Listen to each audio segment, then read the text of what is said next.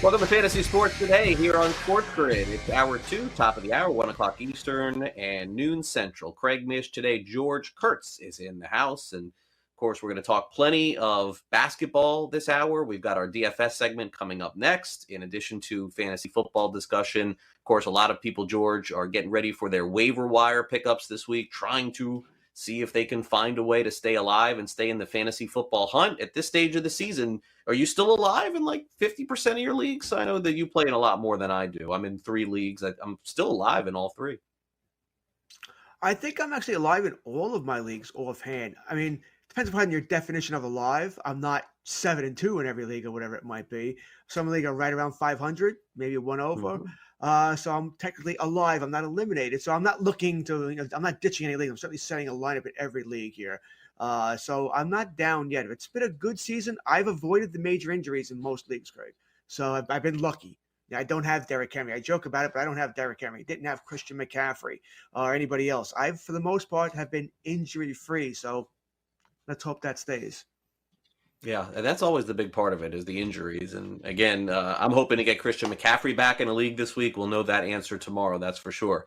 Well, will we know who wins the World Series after tonight? There's a chance of that happening. Let's get to our headlines. Game 6, it's the Braves and Astros. Atlanta leads the series 3-2. They had a 3-1 lead until Atlanta made it 3-2.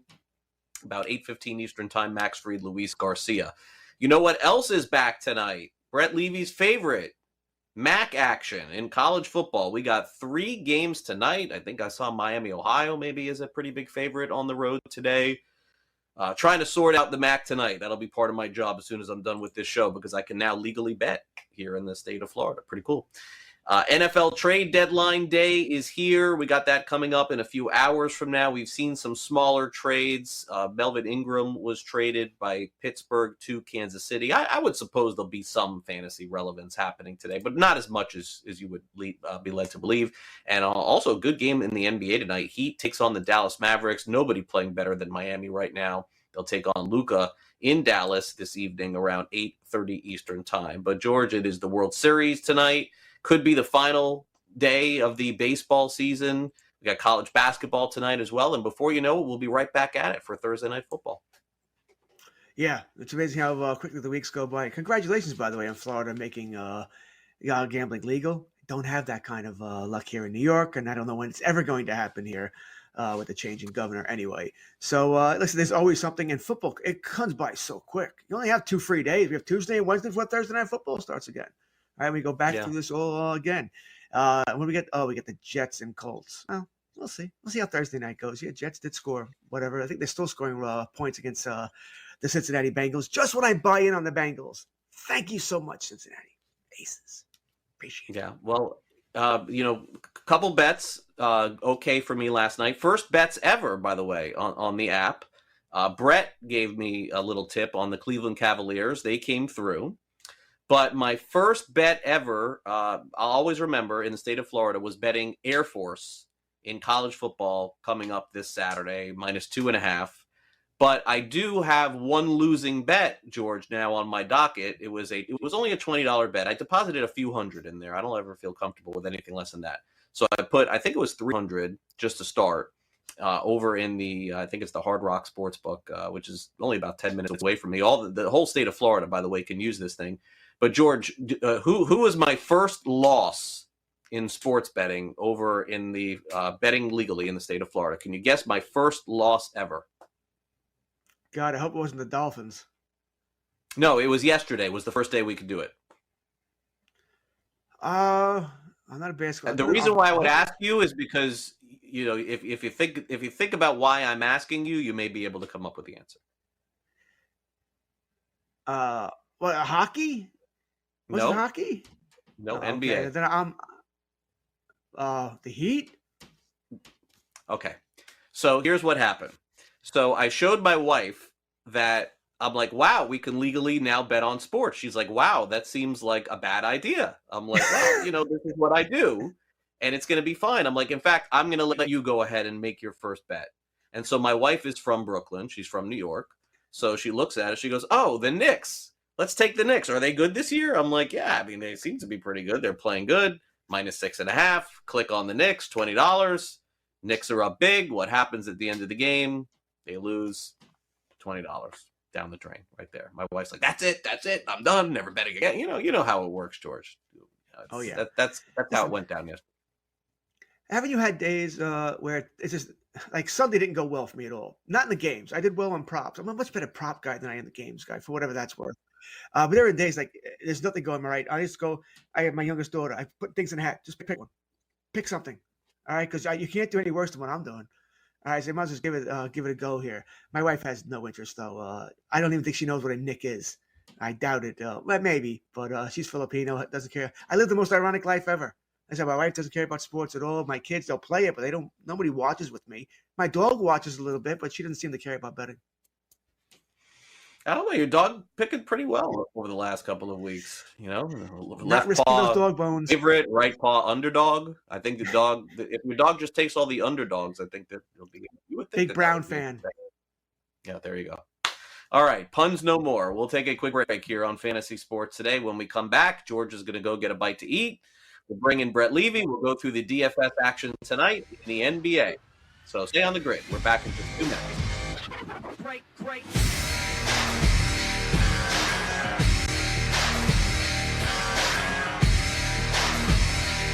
SportsGrid.com. Betting insights and entertainment at your fingertips 24/7 as our team covers the most important topics in sports wagering. Real-time odds, predictive betting models, expert picks, and more. Want the edge? Then get on the grid. SportsGrid.com.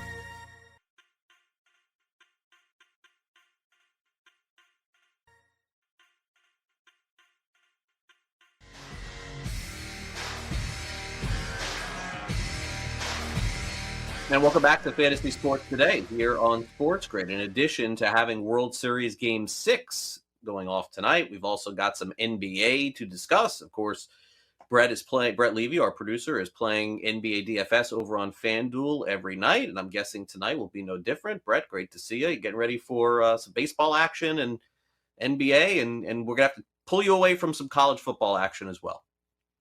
Yeah, no, definitely going to be a fun night. Only 5 games tonight, so a little bit lighter slate. And I will definitely be watching Ohio and Miami, Ohio, Craig, because I love my Tuesday night action. So that's the game that will definitely be on my main screen. Yeah, no, it's back every Tuesday night, I think, all the way through the end of the year. So get ready for that. College football season really now in the pivotal part of the season. All right, so before we get to the 5-game slate, anything that you've seen, Brett, before we start talking about players in the first couple of weeks of the NBA season that's caught your eye? Players trending up, trending down, things that seem to be just changing the way that you've looked at things as we've started the DFS season? Well, I think the big story today, Craig, is definitely Marcus Smart's comments out of Boston last night, basically calling out the 2 best players on his team, saying they don't want to pass, they have no interest in passing. Marcus Smart only shooting 25% from 3, though, Craig. So, maybe they feel that their shot selection, whether it's the right shot or not, has a better chance of going in. So the Celtics definitely have some stuff to work out here, Craig. They blew a big lead last night, which sparked all these comments, and we'll see what happens. Ime Udoka is a first-year head coach there.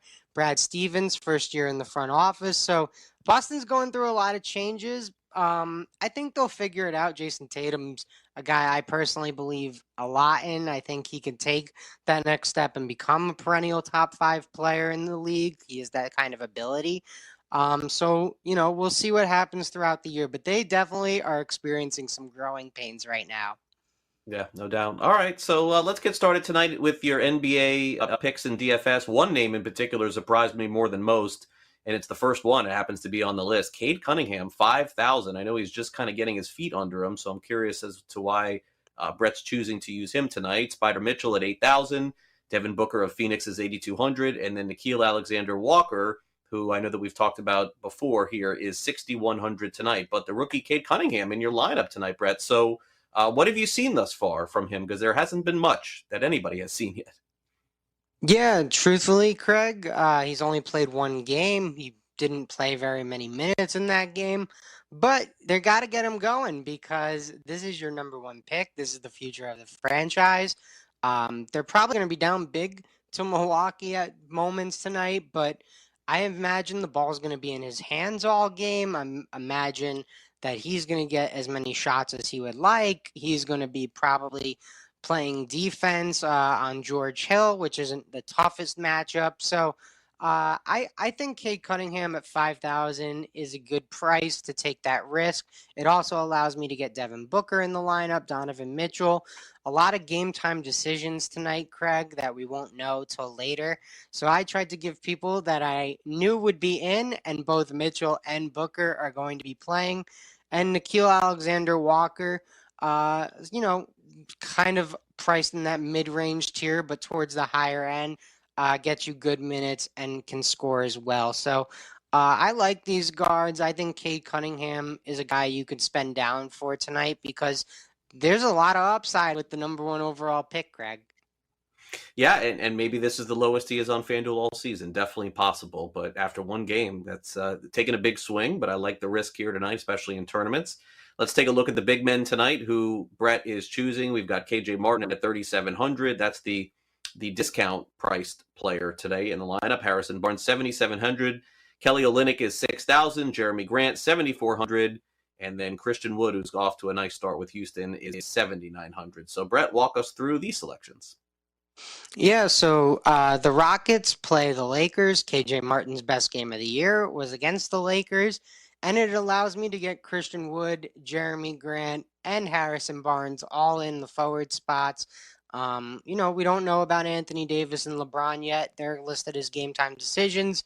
So I kept them out. But if you get confirmation that they're in, could be good to play those guys at your forward spots as well. Will never hurt to have either of them. Kelly Olynyk, kind of just expect him to get a lot of minutes. Again, don't expect that game to be particularly close. Kelly's a good guy that comes in some of those dead periods and can get you some points, can get you some rebounds. Also plays alongside Jeremy Grant. So Jeremy Grant, if it is a close game, is going to get the minutes. Kelly Olynyk will probably be in there if it's more of a blowout game, Craig. But Kelly Olynyk got a lot of money this offseason. I mentioned it a few times. He's a guy that I just like because he fills up the stat sheet. He's, not a guy that's going to shoot 100 times, but hits threes. He plays a big position so he can steal, get some blocks, get some rebounds for you. And he's a smart basketball player, so, he might have 2, 3, 4 assists from a big spot, which is always a nice little sprinkle on top.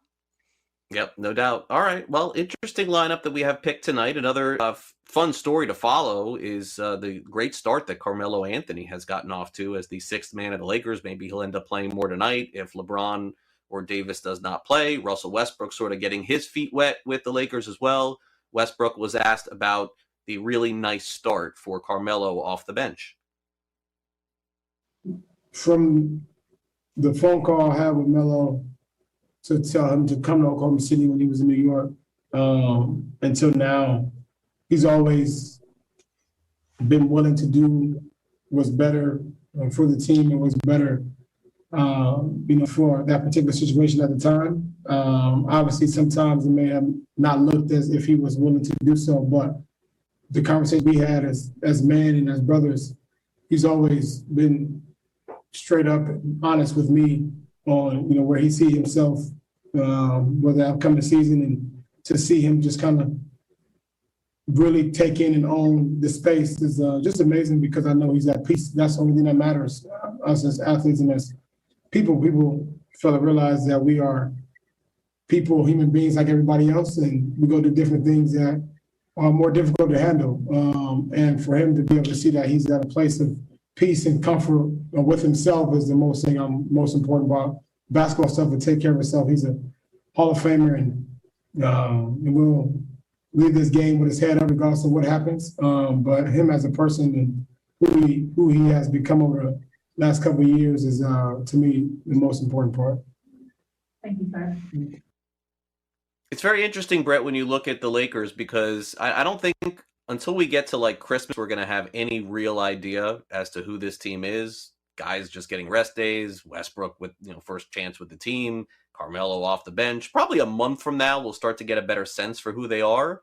But I suppose it could have gotten worse. Like right now, they're like creeping around 500. Yeah, guys have definitely, LeBron's battling an ankle injury. I'm sure if it was the playoffs, he'd be in, but early in the season, you want him for close to 70 games if you're not going to have him for all 82. So you want that ankle to get right. But yeah, I think you're right, Craig. It's been a little rocky for the Lakers. They're adjusting their lineup. I think Avery Bradley's going to start tonight. That was a player added like right at the start of the season. So, they'll keep adjusting things, tweaking things. This isn't probably the final version of the Lakers roster. We'll see some added players for the postseason. And it's all tune-up, right? When you've got Westbrook and LeBron and AD, you're tuning up for the playoffs and trying to get healthy and be right at the right times. Yeah. And just like baseball, the beginning of the NBA season, just kind of throwaway games doesn't really mean all that much in that long season. All right, thanks, Brett. We'll take a quick break. George is going to rejoin me next. We'll dive back into some fantasy football discussion. We'll talk about the quarterback changes and the backup quarterbacks that could be getting some playing time as we continue on here on Sports Grid on Fantasy Sports Today. Great.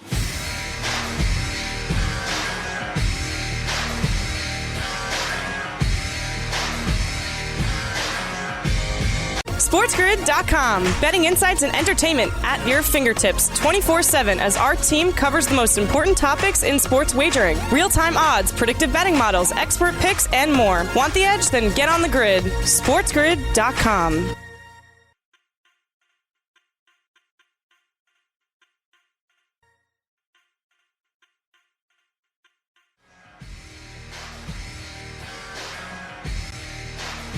Welcome back to Fantasy Sports Today. A little bit of breaking non-trade news in the NFL. TMZ is reporting that Raiders wide receiver Henry Ruggs was involved in a car accident in Las Vegas overnight, and they're deeming it as serious. Of course, nothing else known. This only came out about 10 minutes ago, so we'll keep an eye on that and obviously hope for the safety of Henry Ruggs and hope that he is okay.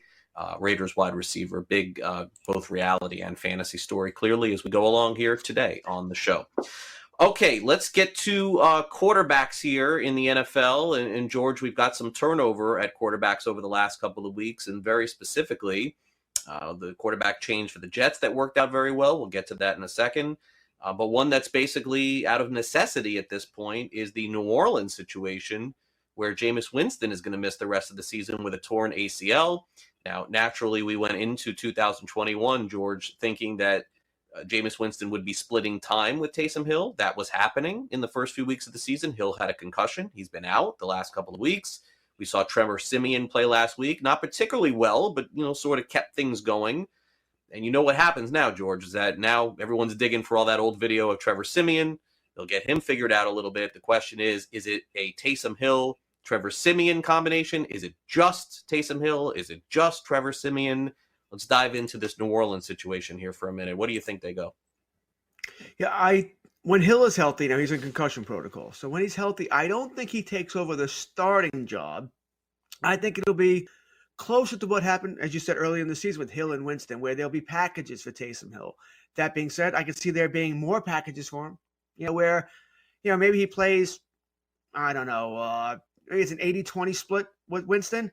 I could see it being more 65-35 with Siemian, 60-40 even, where it grows from there. Hill is not a great thrower of the football. He's got an arm, but doesn't always know where it's going. He's a great athlete.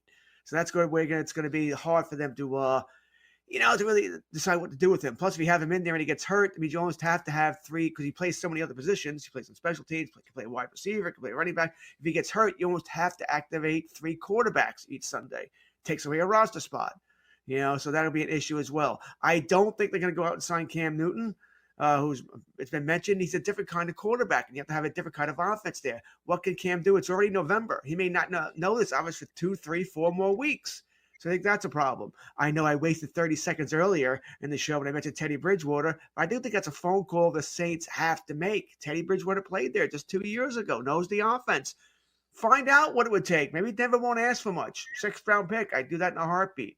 So I think there are options. But right now, I think it's going to be Siemian, and when Hill's healthy, a combination 60-40, 65-35 in Semion's favor.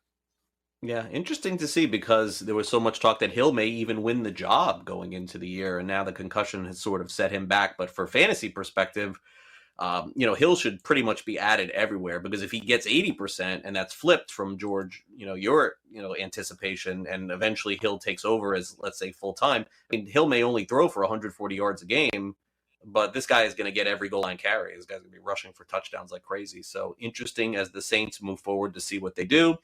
Now, the Seattle situation is pretty cut and dry as Seattle saved their season with that blowout win against Jacksonville. But did they? I'm not sure, George. But, they're off this week.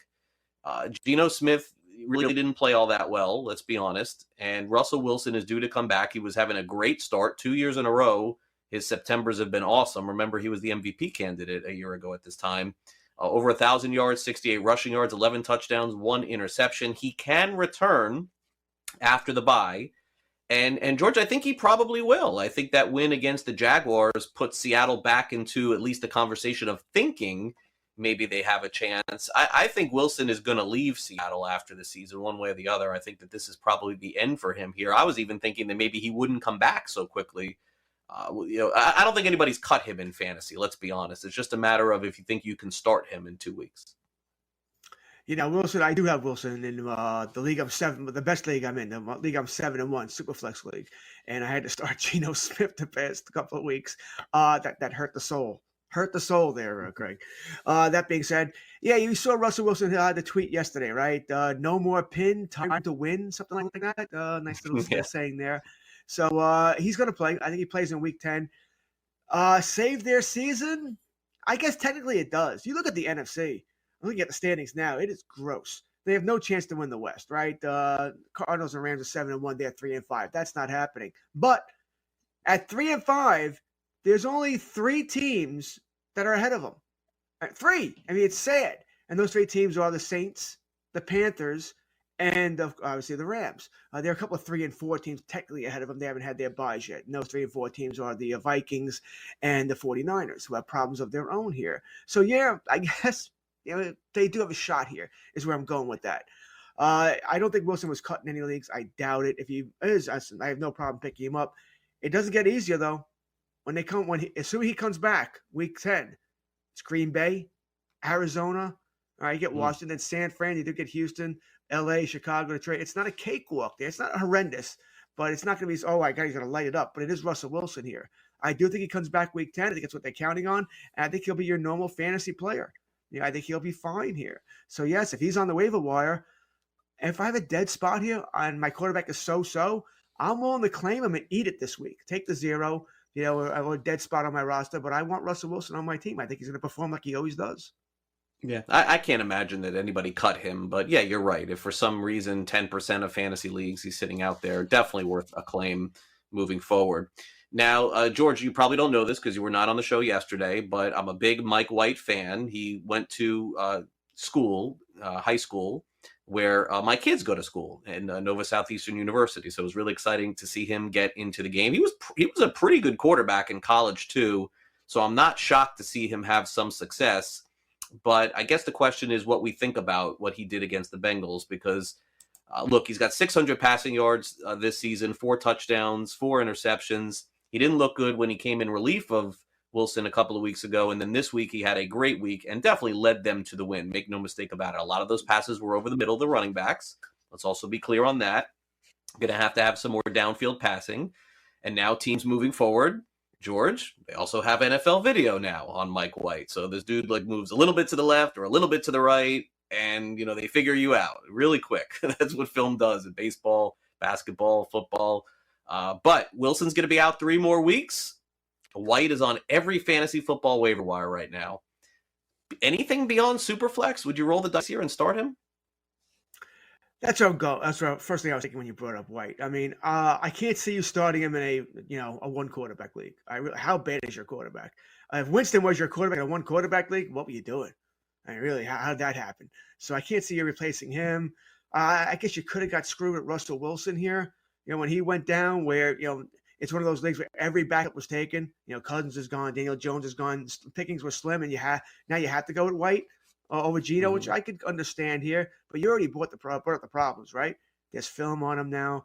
Teams will figure him out. It's a Thursday night game, short week. It's in Indianapolis. All those numbers are generally bad for the road teams there. Although Indianapolis, not so good against the pass. All right, they have problems in their secondary. Yeah, much better against the run, which we saw on Sunday. They clamped down on Henry. Yes, he had broken metatarsal. I get it. But still, they were doing a good job with him before that. The pass, not so much here. I can't see him in anything more than a super flex. And like I said, if it was a more normal, it was a Sunday game, maybe at home, I'd feel better about this. But I'd have to be pretty desperate here. Like I said, maybe you have Geno Smith, Heineke, Tom Brady's gone this week. Then I'm okay with you guys. Listen, we got to start somebody, right? I would have rather had him over Jared Goff anyway if Goff was playing this week. So there are a couple of quarterbacks I'd rather have him over, but it's very few. I don't think another 400-yard game is coming. Ex-Dallas Cowboy quarterback. Hey, go for Dallas Cowboy backups this week. So, no, I'm not all that. I'm not running to the waiver wire to start Mr. White unless I am really desperate. Well, let me ask you a question. We talked about Washington before. They're off this week. I would guess the second that Fitzpatrick is healthy, that Washington's going to let him start. Now, from what I understood when his injury happened in the first week of the season, that he would be out for all of October and probably all of November. Now, I don't know where that stands right now, but is he even worth a stash for you right now on an IR spot or a bench spot? I mean, not really. I mean, they don't have the greatest passing offense anyway. Maybe Logan Thomas is back after the break as well here. They need him. McLaurin now, last couple of weeks has not been great because teams saying, hey, we're taking him out. All right, find somebody else to throw to. We're not letting Terry McLaurin beat us, right? That's not happening here. And they don't have anyone else. Curtis Samuel, this looks like a wasted season. Now, looking at the latest update on Fitzpatrick, Rivera said, last week, this is last Monday, the 25th, that Fitzpatrick will have another MRI in 2 weeks, which means he's going to have one a week from today.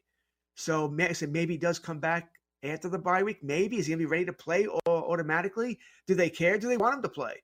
Season's over for Washington. You can make an argument. Let Heineke play. We'll take the low draft pick. Let's take the top 10 pick, take top 5 pick, whatever it might be here. Don't put Fitzpatrick in. He just might win us a game or two. So I can make that argument as well here. And I don't think Fitzpatrick's a great stash anyway. I really don't here. So no, I'm not dying to get Fitzpatrick in there. Too many unknowns for me. All right, loud and clear, George. Appreciate it. We'll take a quick break here on Fantasy Sports Today. We got Fantasy or Reality coming up next. Also, here's your daily programming reminder for Fantasy Sports Today. I know we switched things up a little bit here on the show for our loyal viewers and listeners on Sports Grid Radio. Tomorrow's show from noon to 2 Eastern, George and Davis Maddock. Thursday show, noon to 2 Eastern. I'm taking the day off. And George and Davis Maddock again. I'll be back here on Friday from noon to 2 with Davis. And then Sunday morning, normally I host with Joe Pizzapia and Matt Stryker on Fantasy Sports Today morning edition. I'm hosting Pro Football Today at 10 a.m. So switching things up a little bit with the schedule, just so you have the heads up. We'll be right back. Great.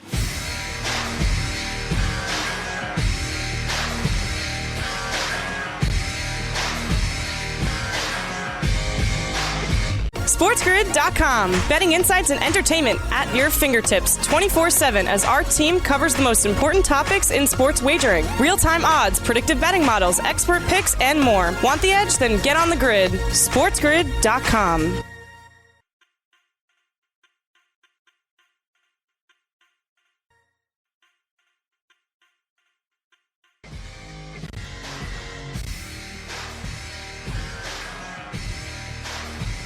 Unfortunately, we have no real update on this story that was reported by TMZ about Henry Ruggs, the wide receiver for the Las Vegas Raiders. They are reporting he was involved in a serious car accident, and certainly our prayers are with him and with his family. We don't have really any update. I know this is much bigger than a fantasy story at this point, but throughout the day here on Sports Grid, of course, we'll keep you updated on that, no doubt. All right, George, before we get into a little fantasy or reality, I know that, certainly the fantasy football season is continuing here.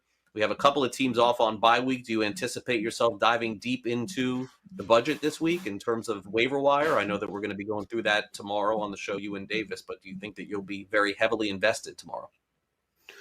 Once, like I said, as I said earlier, I've been lucky. I have not gotten the injury bug, so I'm not going to need to break the bank here. I'm always invested because I always want to, whether it's price enforcing or looking back, as just guys I can't stand anymore. I got to get off my team because they're not doing anything, and I want to screw other people over. If I'm in a league with you and I see you need a running back, yeah, I'm looking at him. No, I ain't getting him, Craig. Especially if I'm playing you this week or the week after. I'm trying to keep him from you. I do play defensive fantasy football, and I might want that guy over you, even if I'm not going to start him ever.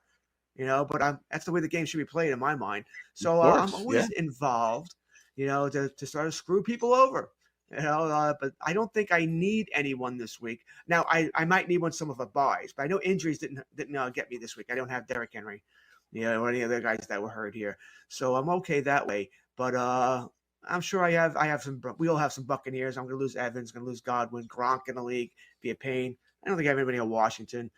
Seattle, I'm pretty much okay there. So I'll be in one of those positions where I'm not desperate. I don't have to get somebody, but I probably will be involved. Yes. All right. Get involved this week on the waiver wire. We'll touch on that tomorrow. Let's turn it over to Brett for today's fantasy or reality.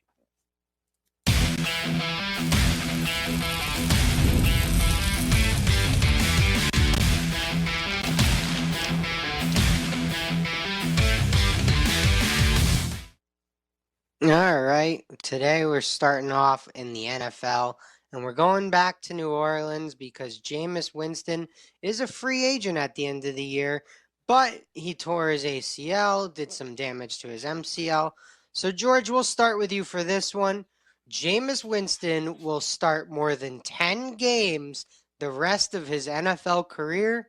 Is this a fantasy or reality? Unfortunate timing for his ACL. Now, he wasn't having the greatest year anyway. Let's face it, they had been very protective of him. Now, maybe it's because they didn't have offensive weapons. All right, Michael Thomas, he's on the back of a milk carton right now. We don't even hear about him. He's their best wide receiver by far. It's not even close. Right over that, it's just Kamara. That's all the team has there is Kamara. So they've been protective of Jameis, not letting him really throw the ball that much. They've been winning with that defense, which has been, for the most part, very, very good.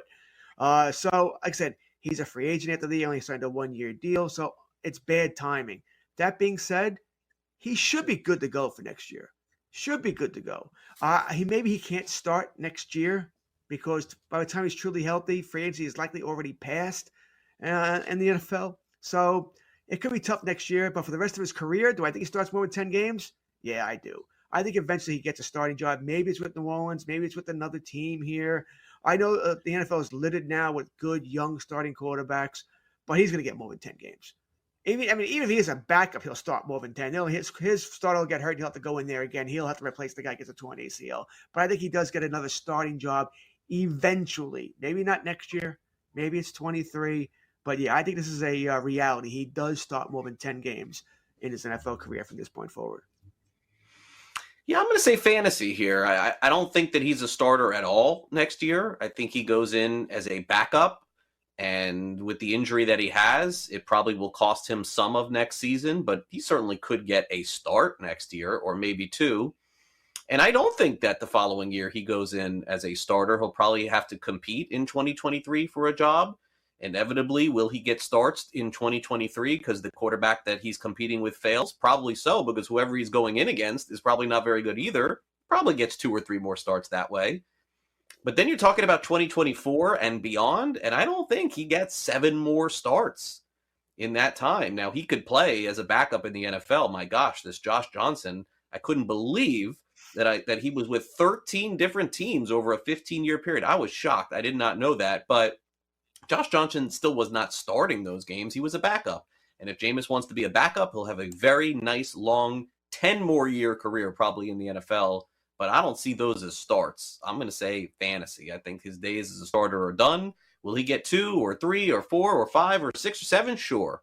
But 10's a lot. I'm going to say fantasy there. All right, Craig. Well, our next question, we're going over to baseball because you mentioned that you got your email for the winter meetings, but we want to know if the winter meetings are even going to happen. So, Craig, I'll start with you for this one.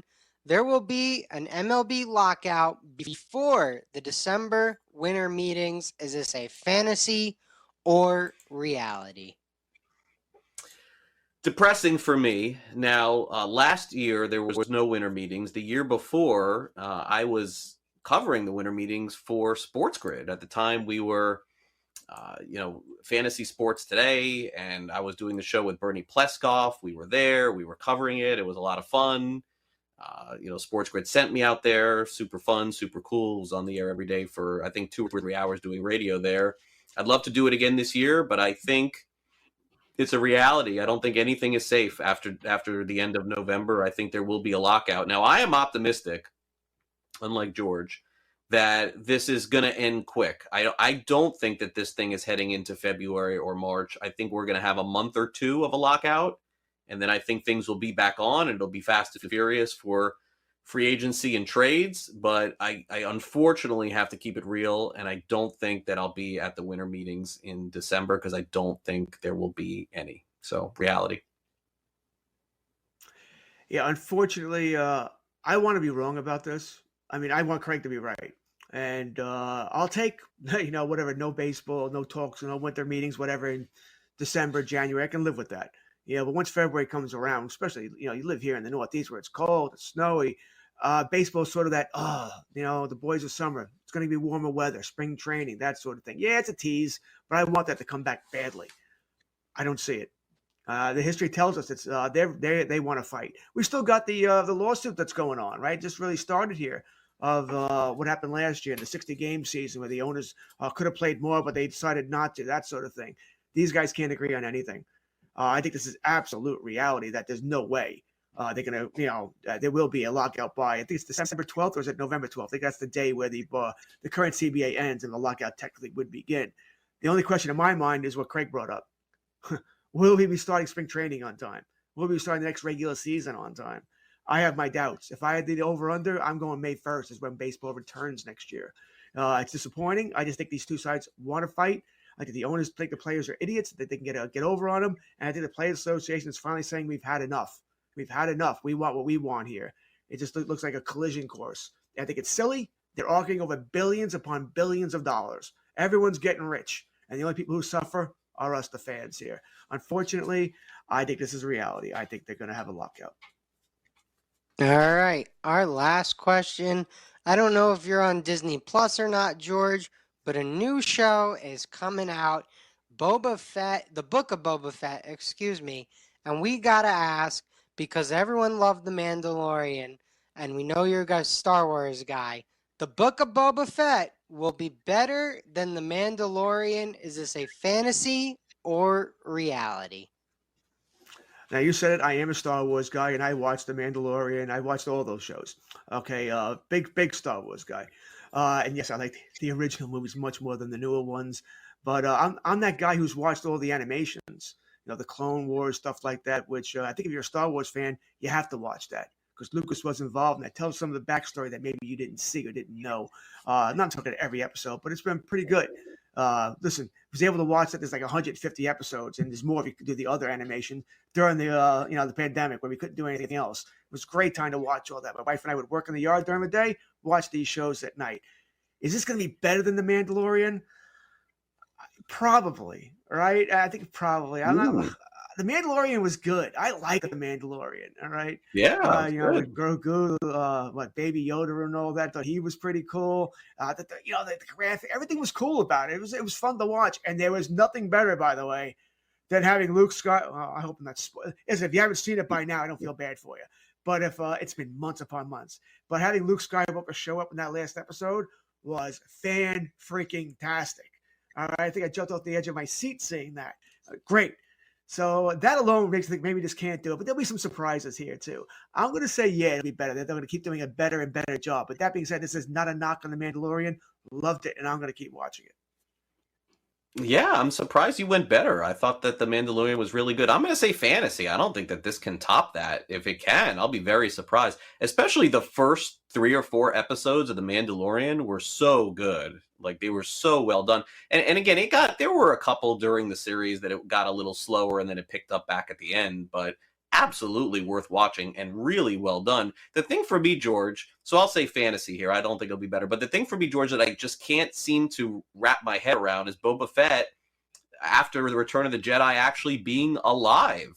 It's the one thing in the Star Wars series that seemingly they change their opinion just to do more shows about. Like, it really, when you think about it, it's the only thing I could think of, because when he went in that pit, it was assumed that he was dead.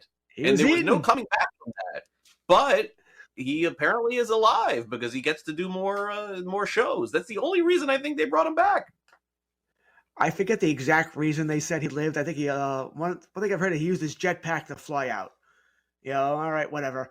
It's BS. We know that. All right. It's creative license. We'll call it that, because they realized how much of a fun character he was here. Come on. We all love Boba Fett as a child. We all want to get the little figure of Boba Fett. He was the cool guy, even though I think he's only in like the first 3 episodes, like 8 minutes.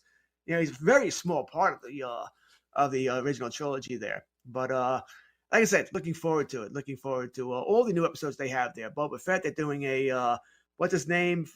Is doing Obi-Wan back then. He's coming back as well. Hayden They're doing Obi-Wan Christensen? series on Disney Plus. Right. Yeah. Ewan, I know who right? you're talking about. Ewan something or other. So Ewan McGregor. looking forward to it. That's it. But I'm looking forward to all those. I enjoy them. They're fun. It brings back some of the youth that we had when these shows originally came out, when I was 10 to 15 years old.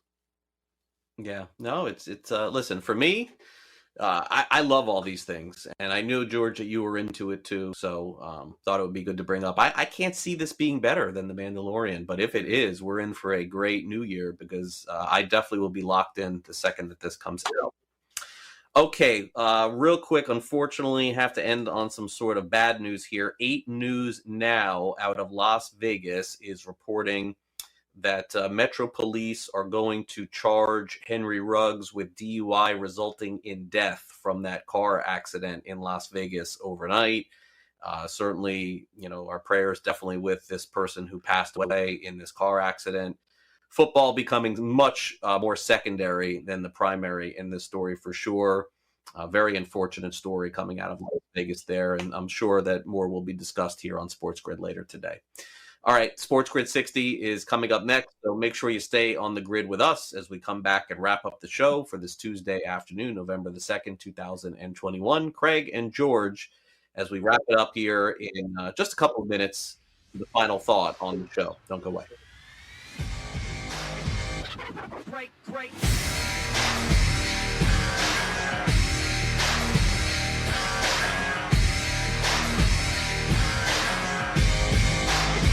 SportsGrid.com. Betting insights and entertainment at your fingertips 24/7 as our team covers the most important topics in sports wagering. Real-time odds, predictive betting models, expert picks, and more. Want the edge? Then get on the grid. SportsGrid.com.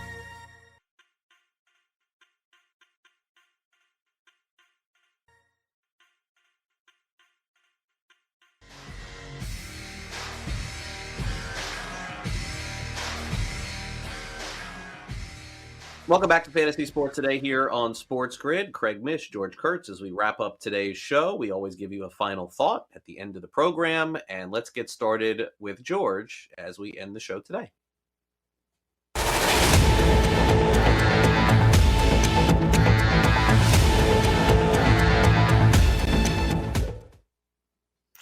All right, NFL, taunting. All right, this has to go away. It's just getting kind of ridiculous. You're determining games here by people talking to each other, yelling at each other. It's a game. All right, I referee in a men's hockey league. I don't call taunting penalties, and things are said all the time here.